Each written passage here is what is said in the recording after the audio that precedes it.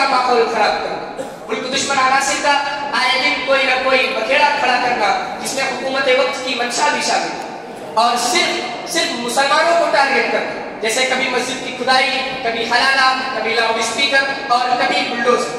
और ये सब इसलिए है कि लोग पेपर लीक, बेरोजगारी और महंगाई पर ध्यान न दें, बल्कि धर्म की अफीम चाट कर मस्त पड़े रहें। और इसी कड़ी में यूनिफॉर्म सिविल कोड और वक्फ बोर्ड का भी बाहर निकाला गया है। दोस्तों, ऊपर बयान किए हुए सभी मुद्दों पर बात हो चुकी है और भारत सरकार इसमें कहीं न कहीं बैकफुट पर है, और अब वो आखिरी दाव खेल रही है और पूरे मुल्क में मीडिया के जरिए वक्फ बोर्ड के हवाले से बहुत सारी गलतफहमियां फैला रही हैं। और अक्सरियती तबके को ये लगने लगा है कि वक्फ बोर्ड सच में कोई लैंड माफिया बोर्ड है। अब इसी गलतफहमी को दूर करने के लिए आज हम आपके सामने तफसील से गुफ्तगू करेंगे। तो आइए आपको हमारे चैनल पर आए हुए 3 मेहमानों का तारुफ कराते हैं। ये हमारे पहले मेहमान प्रोफेसर शाबान साहब दहली, जो कि सरकार का मौक़िफ़ पेश करेंगे। ये हमारे दूसरे मेहमान जनाब मौलाना शफी साहब मद्रासी, जो कि वक्फ बोर्ड का मौक़िफ़ रखेंगे। और ये हमारे तीसरे और सबसे अजीम मेहमान जनाब उसामा साहब इंदौरी, पब्लिक क्या सोचती है इसकी तरफ से बात करेंगे। तो आइए दोस्तों, सबसे पहले सरकार का मौक़िफ़ जानते हैं प्रोफेसर शाबान दहली से। प्रोफेसर साहब, ये बताइए कि क्यों भारत सरकार और आपकी सरकार मुसलमानों के मजहबी मामलात में दखल देती है, जबकि कानून तो सबको बराबरी आजादी का इख्तियार रहता है। जी आसिफ साहब जी, देखिए, वक्फ बोर्ड एक जमीन माफिया बोर्ड बन चुका है जी। जब जी चाहा जहाँ चाहा दावा ठोक। अरे प्रोफेसर साहब कैसी बात कर रहे हैं? आप दोनों हजरात एक बात का ख्याल रखें कि ये आज तक न्यूज चैनल नहीं है, ठीक है? ये भूलपुरी न्यूज चैनल है और यहाँ के रूल्स और आदाब अलग है। लिहाजा यहाँ के रूल्स के मुताबिक अगर आप बात करेंगे तो ज्यादा बेहतर होगा। शफी साहब आप चुप रहिए, आप बोलिए। हाँ, तो मैं ये कह रहा था कि जो यहाँ बैठा है उसकी पुष्ट दर पुष्ट उस पर कब्जा जमा के बैठी है, ना कोई किराया ना कोई भाड़ा। जबकि यहाँ मुझको और सबको मालूम है कि वक्फ के माना और मतलब क्या है। वक्फ कहते हैं अपने माल को अल्लाह के नाम पर आजाद करके अपनी मिल्कियत से दस्तबरदार हो जाना और उसका इस्तेमाल गरीब मुसलमानों को मजबूत करने में लगाना। मगर आप देखिए उसका कैसा इस्तेमाल हो रहा है, किस प्रॉपर्टी और किस आमदनी से उसका इस्तेमाल कहाँ हो रहा है। पूरा बोर्ड बदनुमानी में डूबा हुआ है और इसमें औरतों की नुमाइंदगी ही नहीं है। क्या औरतें मुसलमान नहीं है? आसिफ साहब जी, सबसे बड़ी बात यह है कि 2013 में जब वक्फ बोर्ड में तरमीम की गई, उसमें आर्टिकल 14 में जो इख्तियार बोर्ड को दिए हैं वो बेबुनियाद है। इससे मामला काफी उलझ गया है। किसी को हाई कोर्ट, सुप्रीम कोर्ट में अपील दायर कराने की इजाजत नहीं है। इन्हीं सारी खराबियों को दूर करने के लिए हमारी सरकार वक्फ तरमीमी बिल 2024 ला रही है, जो फिलहाल अपोजिशन की मांग पर यानी जेपीसी ज्वाइंट पार्लियामानी कमेटी को भेज दी गई है। चलिए अब रिपोर्ट आ जाने दीजिए, फिर देखते हैं। बहुत बहुत शुक्रिया प्रोफेसर साहब। मौलाना साहब आप क्या कहना चाहेंगे?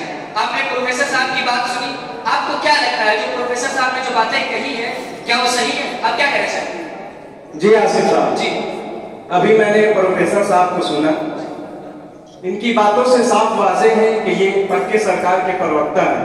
आसिफ साहब जी, अगर आपकी इजाजत हो तो हम इनके नाम एक शेर करना चाहेंगे। बिल्कुल इजाजत है, आप फरमाएं।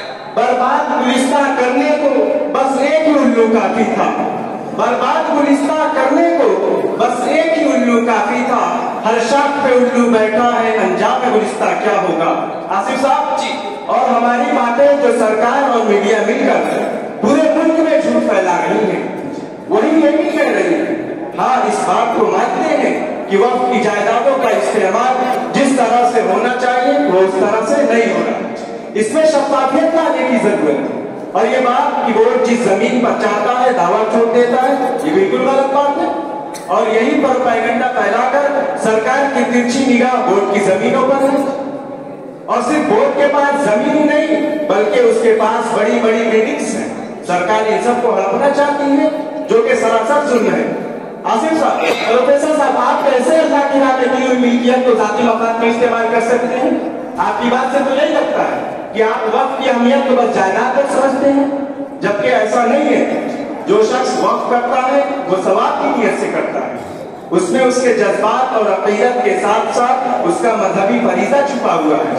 आप इसके जज्बे को समझिए और कानून के दायरे में रहकर कोई भी कदम उठाइए। और आप जो कह रहे थे जिस जमीन पर दावा ठोक तो वक्त वोट क्यों हो गए, क्यों भ्रम फैला रहे भाई? आसिफ साहब जी आपको मालूम होना चाहिए, मैं यहाँ सभी नाज़रीन सामाईन को बताना चाहता हूँ कि वक्त आप सल्लल्लाहु अलैहि वसल्लम के जमाने से हमारे मुल्क में भी 1954 में बाकायदा वक्त कानून बना। हमारे मुल्क में भी अंग्रेजों, मुगलों और राजाओं के दौर में वक्त का इंतजाम था। आजादी के बाद 1954 में बाकायदा वक्त कानून बना। फिर 1964 में मरकजी वक्फ काउंसिल बना। उस वक्त वजीर आजम जवाहरलाल नेहरू थे। शफी साहब एक मिनट, एक पर्ची आई है, कोई साहब है जो जिला चंपारण से बहुत दूर से सफर करके आए, अगर आपकी इजाजत है तो मैं उनको बुला। जी बिल्कुल बोलें। जी शफी साहब,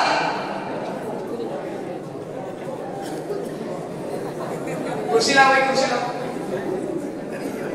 आइए बैठिए।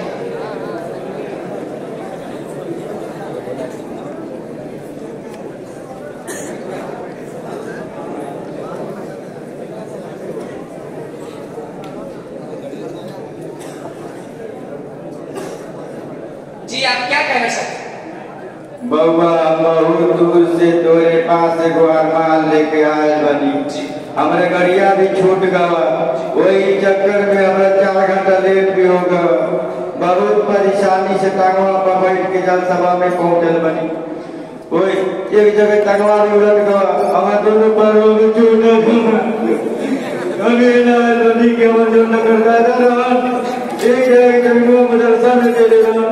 वो जमीनवा के कोनो पता नहीं की हम चाहता नहीं कि जो मदरसा बैतुल के जो नाजिम साहब वो जमीनवा के कब्जा कर लेवन और मदरसा बनवा लेवन। ये मुफ्ती अहमदुल्लाह साहब की बात जी जी उन्हीं की बात कर रहे हैं। अच्छा, मैंने उनको अपने शो में भी बुलाया है, हो सकता है थोड़ी देर में आने वाले हो, मैं उनसे बात करता हूँ। चलिए बहुत बहुत शुक्रिया। कौन है, कौन लेके आए? तो आइए ले जाइए।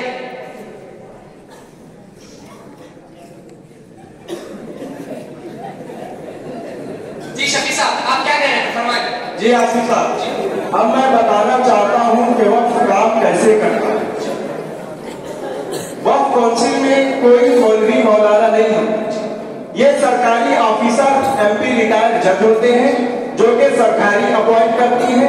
आसिफ साहब अब बात करते हैं जमीन पर कब्जा करने वाली बात पर, जो इल्जाम लगता है बोर्ड पर। जब भी बोर्ड किसी जमीन पर दावा करता है तो मौजूदा सरकार सर्वे कमिश्नर को भेजकर सर्वे कराती है, उसकी सच्चाई जानती है, उसको समझती है। और ये जो सर्वे कमिश्नर सर्वे करता है इसको भी सरकारी अपॉइंट करती है। और ये हिंदू मुस्लिम दोनों हो सकता है।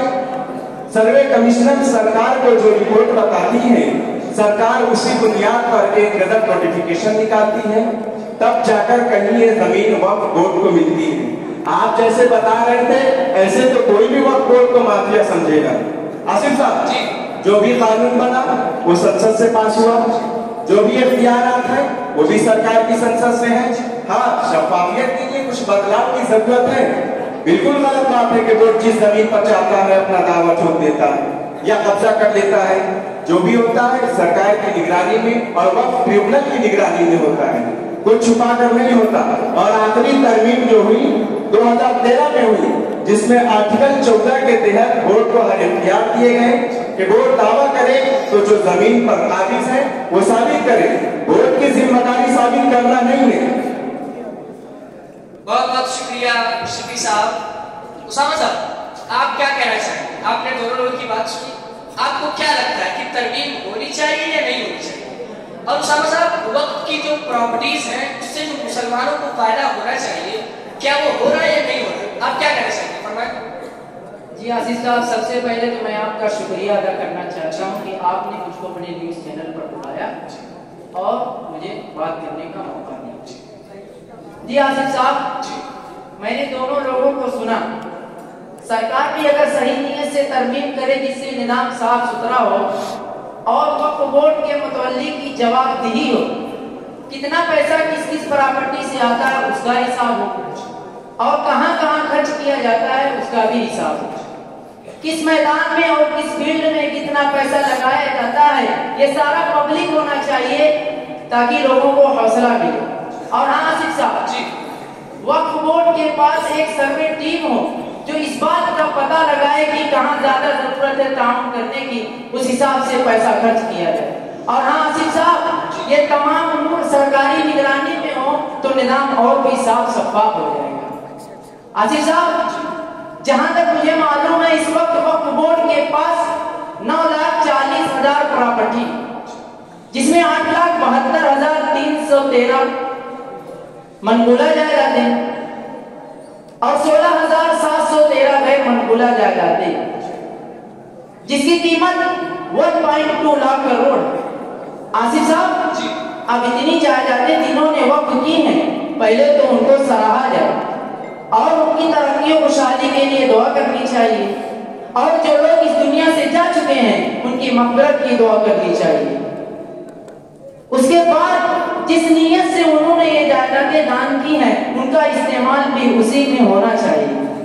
मगर आसिफ साहब, आपको जानकर हैरत होगी कि वक्फ बोर्ड के पास उन जायदादों का किराया सिर्फ 200 करोड़ रुपया, अक्सर जायदादें गलत इस्तेमाल हो रही है। आसिफ साहब, मेरा मशवरा है कि वक्फ बोर्ड और हुकूमत को मिलकर तमाम जायदादों मनकूला और गैर मनकूला को फिर से सिरे सर्वे करें और तमाम जायदादों को मुनज़्ज़म करके सबका किराया मुनासिब दर पर रखें।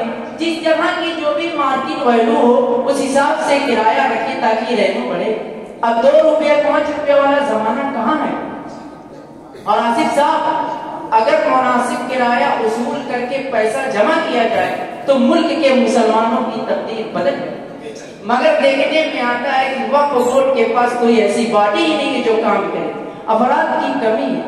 आसिफ साहब, अफराद को बढ़ाकर हुकूमत की निगरानी में हर जिले में एक लोकल बॉडी बनाकर काम करने की जरूरत है। अगर ऐसा किया जाता है तभी वक्फ बोर्ड का मकसद हासिल होगा और वाकिफ की रूह को सुकून मिलेगा। और आसिफ साहब, मेरी दूसरी बात यह है कि हुकूमत को यह भी समझना होगा कि किसी के मजहबी मामलात में दखल अंदाजी न करे और उसके अहकाम को बदलने की कोशिश न करे। हाँ, उसमें जो कमियां हैं उसको सही करने में हमारा काम करें।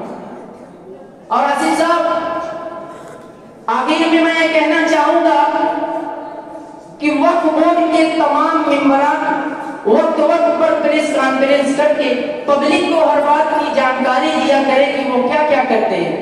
और हुकूमत से हमारा मुतालबा है कि जितनी जमीनों बिल्डिंगों पर सरकारी या गैर सरकारी जितने भी कब्जे हैं सबको आजाद करके वक्फ बोर्ड के हवाले करें। उसके बाद हम अपने वक्फ बोर्ड के तमाम मेंबरान से और हुकूमत से ये उम्मीद करते हैं कि जो भी चीजें गलत हैं वो मिलकर सही करी जाएगी। ऐसी ही हमें उम्मीद है। बहुत बहुत शुक्रिया आप लोगों का। नाज़रीन, लेते हैं एक छोटा सा ब्रेक, उसके बाद आपके रूबरू होंगे मदरसा बैतुल उलूम के प्रेसिडेंट और मुल्क के मशहूर आलिम दीन हजरत अक़दस मौलाना शाह मुफ्ती मोहम्मद अहमदुल्लाह साहब फूलपुर। दिखाने क़ल्ब के जज्बात की तस्वीर आया हूँ, सुनाने नग़्मे साज़े अलम तासीर आया हूँ, पिलाने बादे पैमाने तक़दीर आया हूँ, सफ़र की मुश्किलें सहकर सराए मीर आया हूँ, मेरी आवाज़ को बांगे डराए कारवां समझो, मेरी आवाज़ को बांगे डराए कारवां समझो, लबे फरियाद को दुनिया के गम का तर्जमा समझो, लबे फरियाद को दुनिया के गम का तर्जमा समझो। मुफ्ती साहब, सबसे पहले तो आपका बहुत बहुत शुक्रिया कि आपने अपना कीमती वक्त निकाल कर मुझे बात करने का मौका दिया। मुफ्ती साहब, आपकी मशगूलियत का ख्याल रखते हुए मैं आपसे सिर्फ 3 सवाल करूँगा। मुफ्ती साहब, आपसे पहला सवाल ये है कि आप अपने मदरसे में दीनी तालीम के साथ असली तालीम के निफाज से कौम को क्या पैगाम देना चाहते हैं और मुस्तकबिल में आपके अज़ाइम क्या है?